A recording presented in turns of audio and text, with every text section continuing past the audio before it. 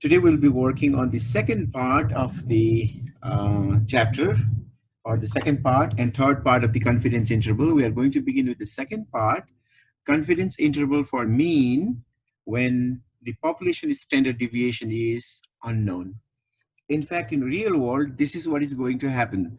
If you go back and look at the first part, we calculated the confidence interval for mean, or we have estimated the mean in a range when the population standard deviation was known.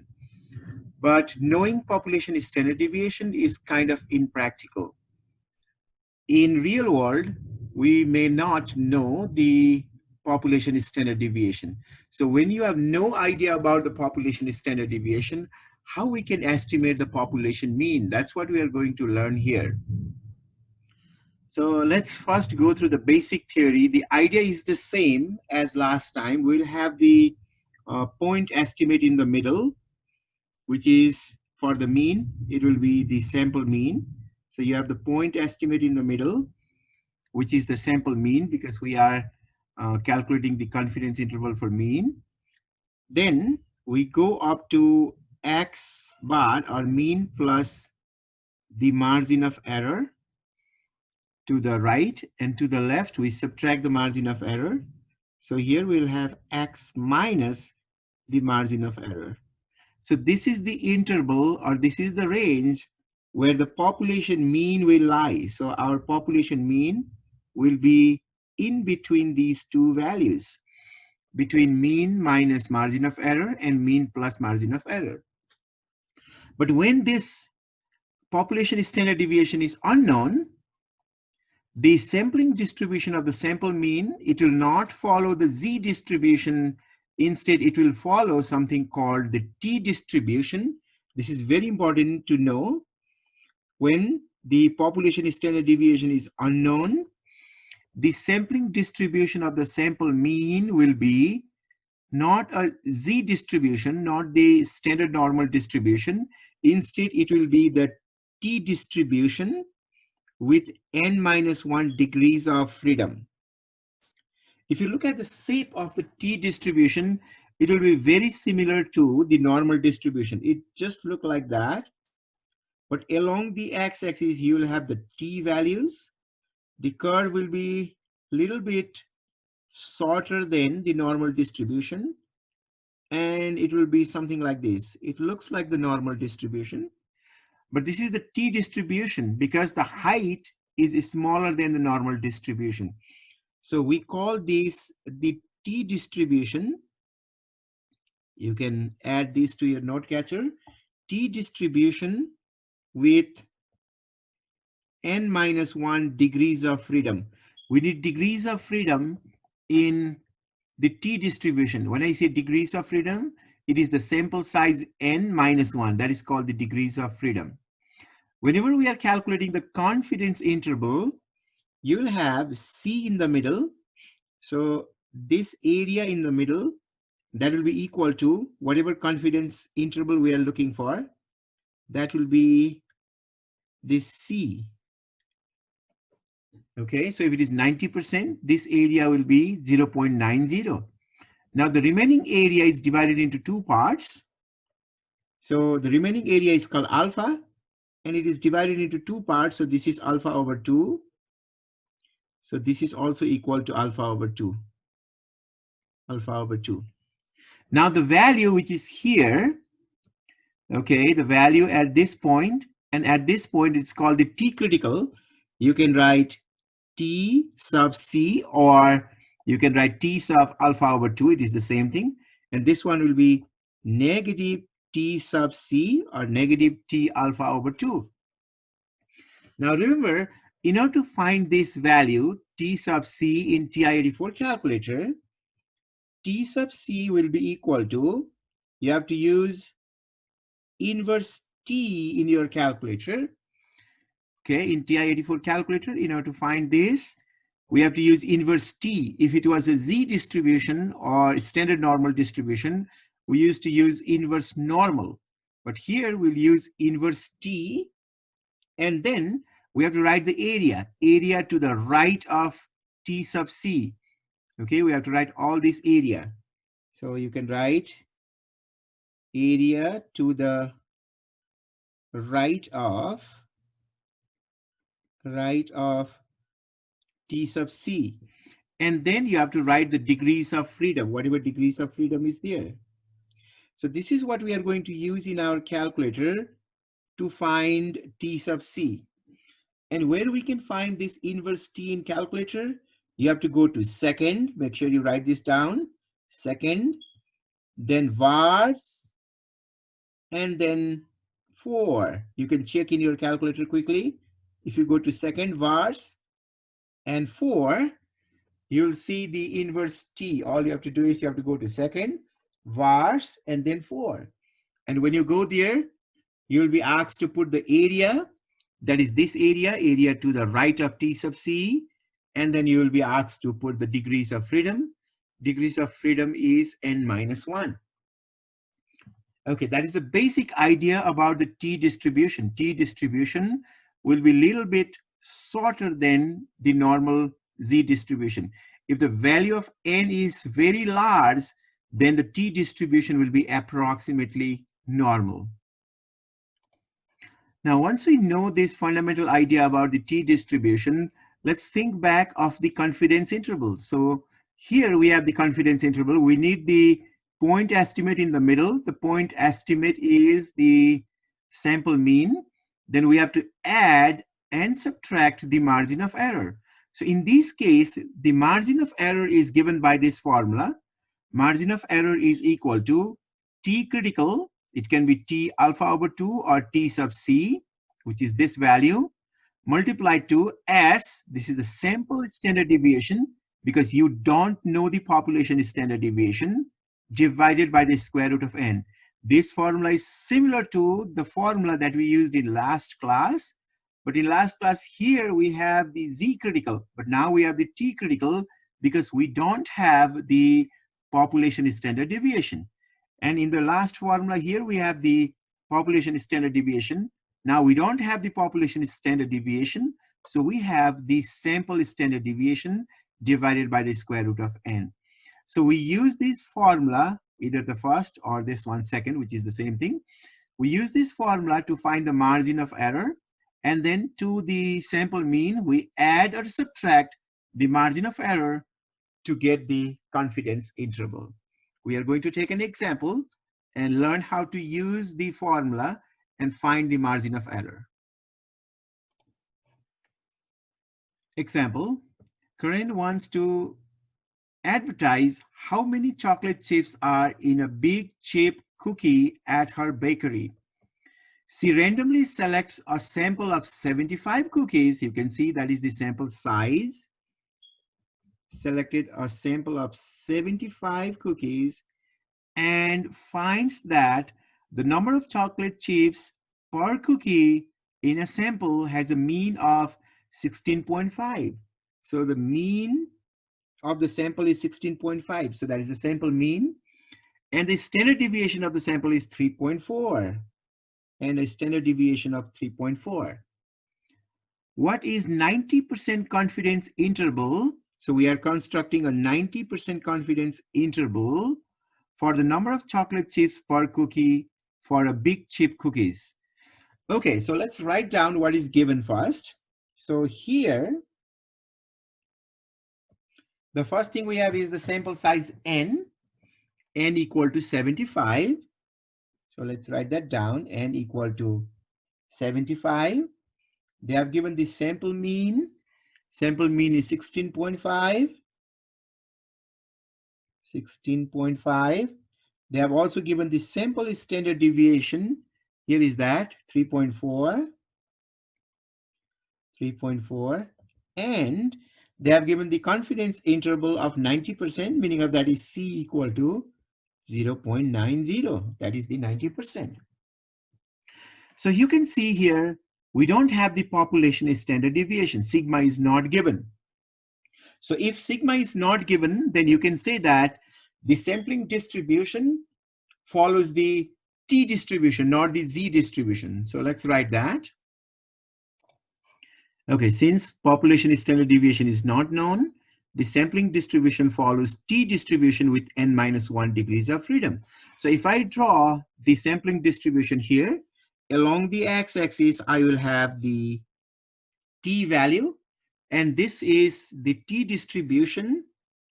This is t distribution with n minus 1. Our n is 75. So 75 minus 1 is 74 degrees of freedom. So that is given to you. And we are looking for the 90% confidence interval. So in the middle, the area is 90%. So if you draw the area in the middle of the distribution, this area in the middle is 90%. If we label this is the 90% area. This is 0.90, 90%. Now the remaining 10% is divided into two tail. So meaning of that is on each tail, you have the 5% area. Let's label that too. So this area here is the 5% area, 0.05. And here, this area is also 5% or 0.05. And this value here is T sub C and negative T sub C. Now, what we need to do is we need to find this T sub C because we will be using that.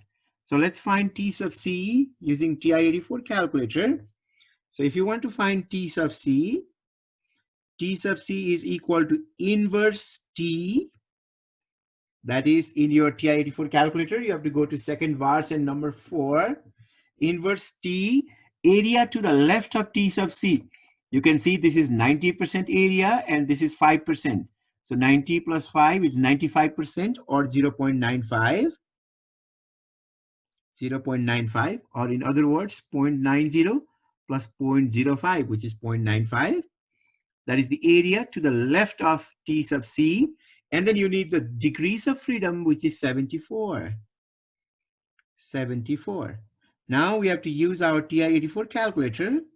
So if you go to second verse number 4 and put these two values and execute the calculation, you should get the value of T sub C, which should be 1.6657. Make sure you do that in your calculator. Now here we are looking for the confidence interval. If you remember the concept in confidence interval, we'll have the point estimate in the middle. In this case, we are talking about the mean. So that will be the mean in the middle. That is sample mean. And then we add the margin of error. So it will be X bar plus margin of error. And then we subtract on the other side. So it will be X bar minus the margin of error. By doing that, with 90% confidence, we can say that the true mean lies in this range. So the true mean lies in this range. That is what we want to do. We want to get this interval and we want to confirm with 90% confidence that the true mean lies here. So I need the point estimate and I need the margin of error. So we are going to find those two values now. So first is the point estimate. Point estimate. In this case, the point estimate is the sample mean, which is equal to, it's already given in the problem. Sample mean is 16.5. So 16.5. That is your point estimate, which is here in the middle. Now I need the margin of error. The second thing is the margin of error. Let's do that. Margin of error, we write ME is equal to, for the T distribution, the formula is T critical multiplied to sample standard deviation divided by square root of n. So let's plug in this value. T sub C we got here, which is 1.6657 multiplied to S is the sample standard deviation, which is 3.4, divided by the square root of n. Our n is 75. that is equal to, now we are going to simplify this using calculator, and after simplification you must get 0.6540. So once we have the point estimate and margin of error, now all we have to do is we have to subtract the margin of error from the point estimate and add the margin of error from the point estimate to get the interval. So let's do that. So this implies mean minus the margin of error to get the left boundary for the interval. Your mean is 16.5 minus the margin of error is 0.6540. So if we perform this calculation, we should get 15.8460. So that is the left boundary of the interval. Now for the right boundary, we have to add the margin of error. So it will be x bar plus the margin of error, which is 16.5 plus 0.6540. So if we add that, you should get 17.1540. So we got the interval. So meaning of that is your true mean, with 90% confidence, we say that the true mean lies between 15.8460 and 17.1540. So that will be our conclusion. Let's write that down. So one more time, with 90% confidence, we say that the true mean lies between 15.8460 and 17.1540. Third part of the chapter, here we'll be talking about the confidence interval for proportion. Now we are not talking about the mean. Here the statistic that we are using is a proportion. Idea is the same again. In order to construct the confidence interval, we need the point estimate in the middle, but here we are talking about the proportion. So we'll have the sample proportion in the middle. Proportion, we use p hat. So we have the sample proportion in the middle. Then, in order to construct this confidence interval, we need to add and subtract the margin of error. So by adding the margin of error, we'll have p hat plus margin of error on the right. And on the left, we'll have p hat minus the margin of error. So with certain confidence level, we can say that the true population proportion lies here because we are talking about the proportion. So true population proportion P lies in this interval. So the concept is exactly the same. P hat is the sample proportion which we obtain from the sample. And then the margin of error, in order to calculate the margin of error, we use this formula. Margin of error is equal to, very important formula for you to note here, Z alpha over 2 or Z critical. Like in the previous class, we have to have the Z critical. So the distribution will be normal distribution. That's why we'll have the Z critical multiplied to the square root of P hat times 1 minus P hat over N. Or in other way, we can write like this. Margin of error is equal to, you have the Z critical, this value, multiplied to the square root of P hat. And you know that 1 minus P hat is Q hat divided by N. So we can use this formula to find the margin of error. So margin of error is equal to Z critical multiplied to the square root of P hat Q hat divided by N. So everything here is under that square root. Similarly, if you want to find the sample size needed for estimation of population proportion, if you want to know what should be the value of the N, then we can use this formula. We can also rewrite and simplify this formula. You can write this as N equal to, the sample size is equal to P hat. And here we have 1 minus P hat, which is Q hat. So P hat times Q hat multiplied to Z alpha over 2 or Z sub C, which is same thing, divided by margin of error is squared. This is the formula to find the sample size. So in next 2 or 3 examples, we are going to use these formulas and we'll talk about the confidence interval for population proportion. Example, out of 200 people sampled, 162 had kids. So you can see here, the survey was conducted among 200 people, and they found that 162 had kids. Based on this, we have to construct a 99% confidence interval for the true population proportion of the people with kids. Okay, so let's find out what is given and what we can do. Because here we are talking about the population proportion, you can see here they sampled 200 people and they found that 162 had kids.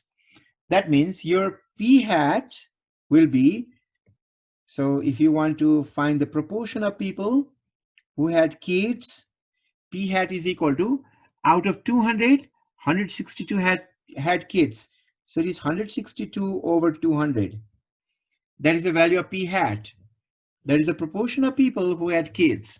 You can simplify this. If you simplify this, you should get 0.81. 0.81. So once you know p hat, you can easily write q hat. So your q hat will be 1 minus p hat, or 1 minus 0.81. That is equal to 0.19. That is given to you. Now, we want to construct a 99% confidence interval. Because we are talking about the proportion, the distribution of the sample will be z distribution. So along the x-axis, you will have the z value. And in the middle, I want the 99%. Here, this is 99% area, C equal to 99%. Because we are constructing a 99% confidence interval. So you can label it like this. So this is 99%, 0.99. So the remaining 1% to make 100 is divided into 2 parts. That means on each cell, 1% is divided into 2 parts. So you have 0.5% on each side or each cell. 0.5% means 0.5, and 0.5%, when you change it to decimal, it should be 0.005, or half divided by 100. So this will be 0.005.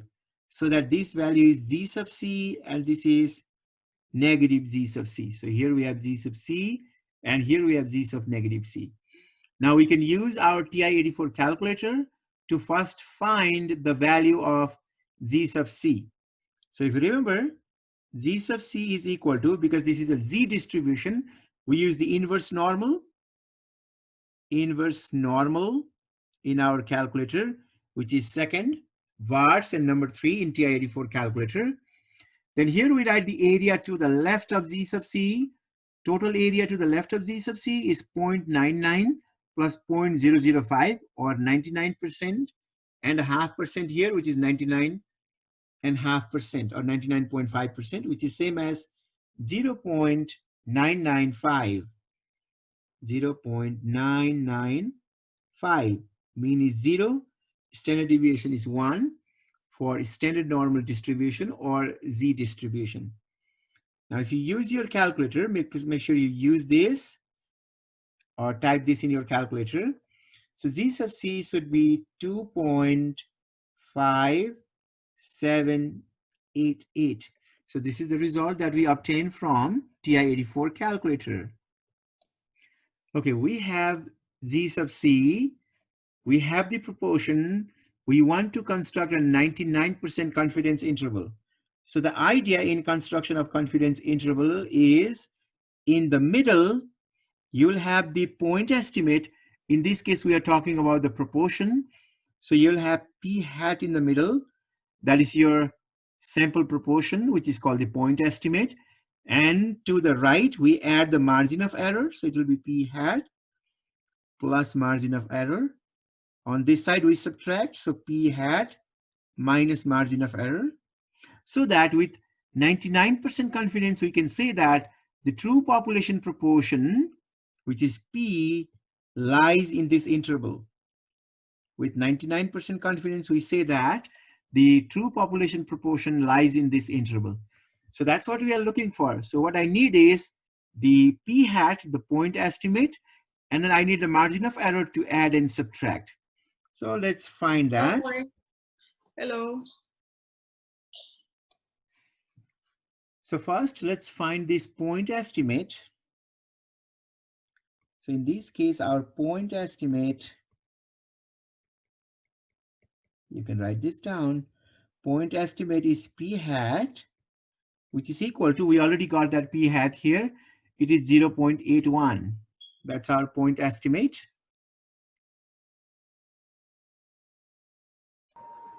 So the point estimate p hat is equal to the sample proportion, which we got here, that is 0.81. 0.81. That's your point estimate. Now the second thing we need is the margin of error. So margin of error, you write ME for that, is equal to, the formula for the margin of error is G sub C multiplied to the square root of P hat Q hat divided by square root of N. So margin of error is equal to Z sub C, or Z critical, we got here 2.5758 multiplied to the square root of P hat is 0.81, 0.81 multiplied to Q hat is 0.19 divided by N. N is the sample size, which is 200. 200. Now let's simplify this using calculator. So it is 2.5758 multiplied to, under the square root, we type all that. And your calculator should give you 0.0715. That is our margin of error. So we have the point estimate and we have the margin of error. So we can add and subtract. So let's first find this left end and then the right end. So P hat minus margin of error. Our P hat is 0.81 minus the margin of error is 0.0715. So if you perform this calculation, you should get 0.7385, 7385, and then P hat plus margin of error should be 0.81 plus 0.0715, which is equal to 0.8815. So we got the left end for the interval, and also we got the right end for the interval. So with 99% confidence, we conclude that the proportion of people with kids lies between 0.7385 and 0.8815. So we are going to write that conclusion. Okay, that is the end of this example. So here we got the conclusion.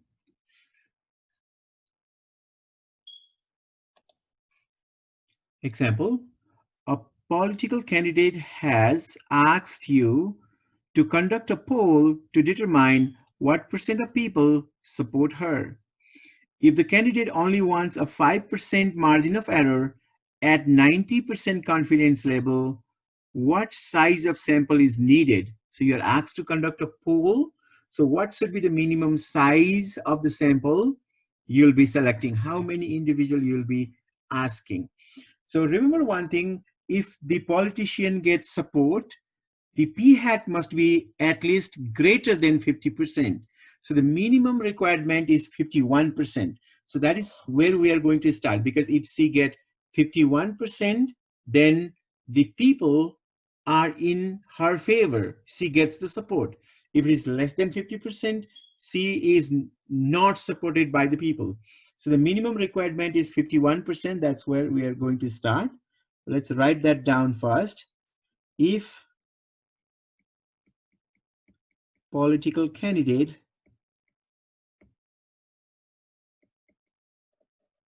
make sure you write this down, gets support,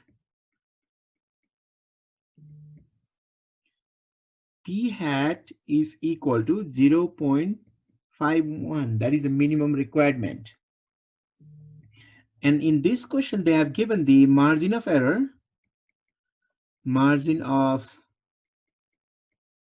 error, which we write as ME.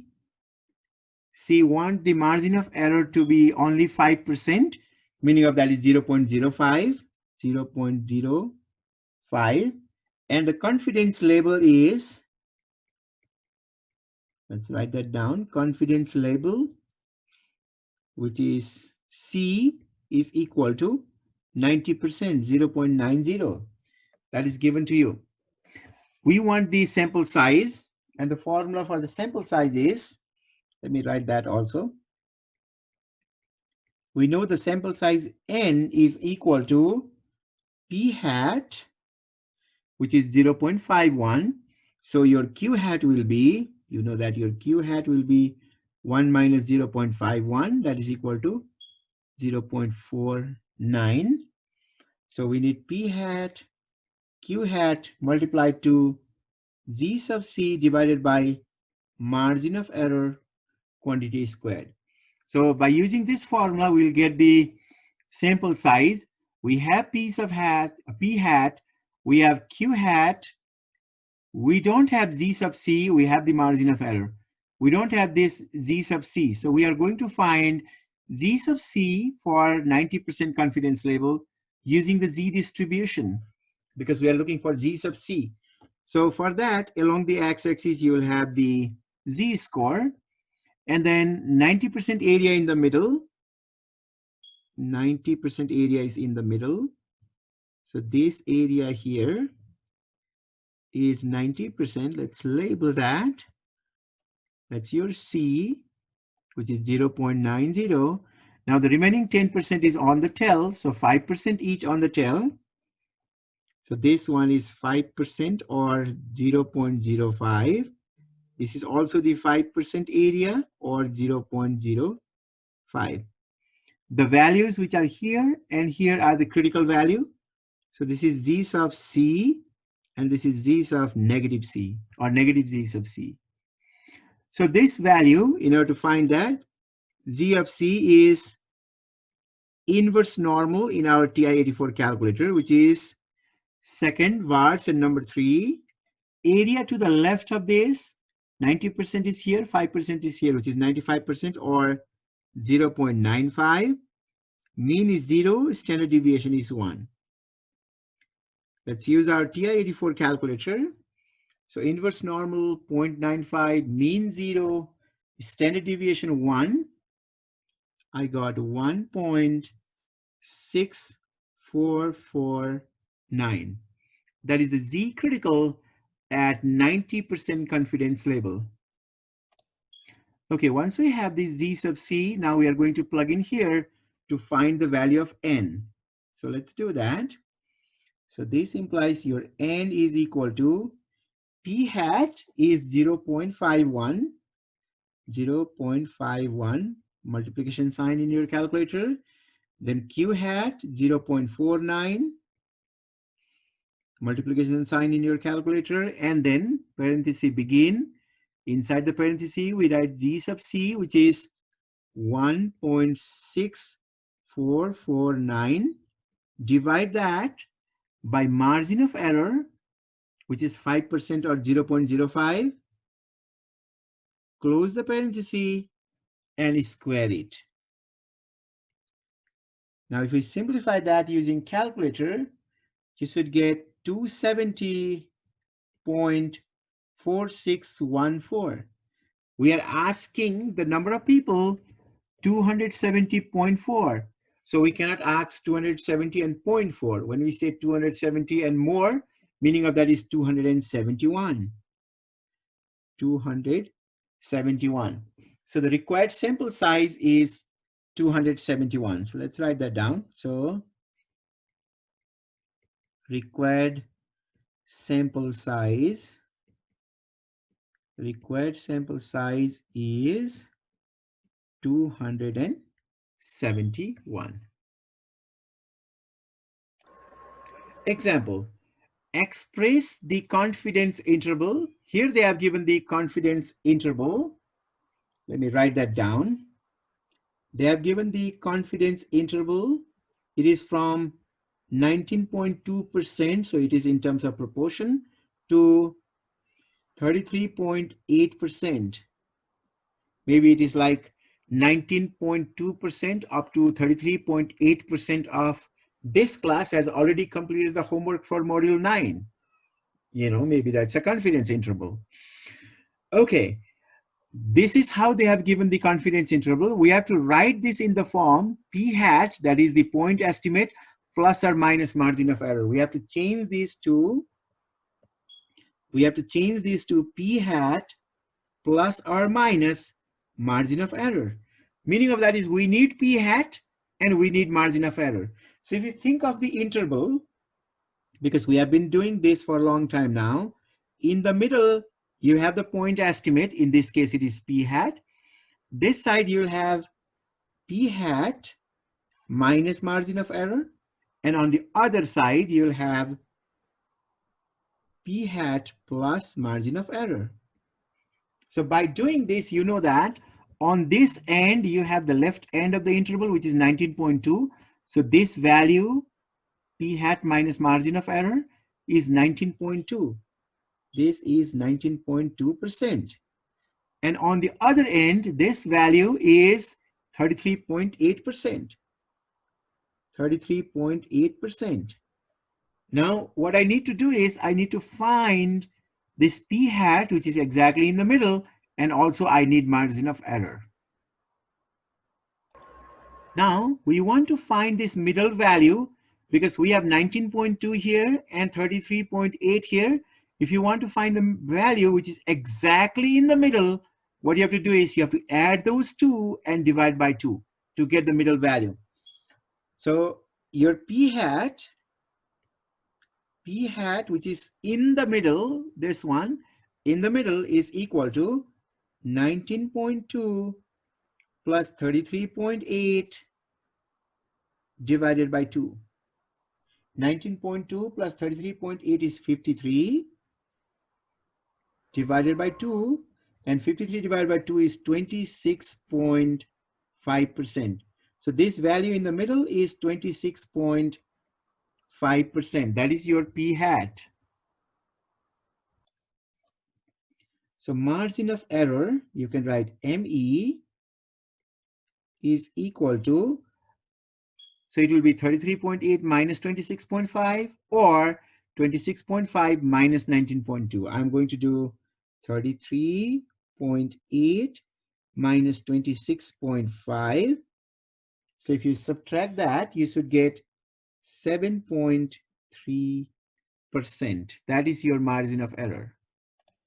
So once we have p hat and margin of error, now let's write the interval in this form. So our interval was p hat plus or minus the margin of error. We have to write that. This is what we want. P hat plus or minus margin of error. So p hat is 26.5. 26.5 plus or minus the margin of error is 7.3. 7.3. So this is all in percentage. So it is 26.5 plus or minus 7.3%. So that is how we can change the interval written in this form to this one. Here the interval is given from 19.2 up to 33.8, which is same as 26.5 plus 7.3, you'll get this value. 26.5 minus 7.3, you'll get that value.